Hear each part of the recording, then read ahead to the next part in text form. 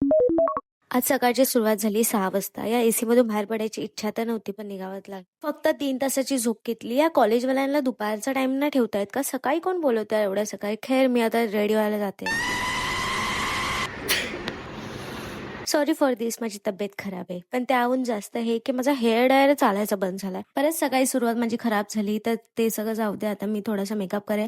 पहिली सनस्क्रीन लावते, ऑब्वियस, कारण सनस्क्रीन इज मोस्ट इम्पॉर्टंट. त्यानंतर मी थोडासा माझा कव्हरअप करायला बेबी क्रीम यूज करते थोडीशी, कारण ते डार्क सर्कल आले रात्रभर रील्स बघून. आणि हा थोडासा ब्लश पण लावून घेते. आता एवढं सगळं करते तर ब्लश का सोडायचं. आणि एंड मी केलंय माझी फेवरेट लिपस्टिक लावून. आणि त्यानंतर मी एकदा ट्राय करते की चला एकदा ट्राय करून बघूया की ट्राय स्टार्ट होतो की नाही. आणि येस, तो फायनली स्टार्ट झालाय. नंतर मी माझी बॅग भरायला घेते आणि मला समजतं की ही बॅगची चेनच खराब आहे.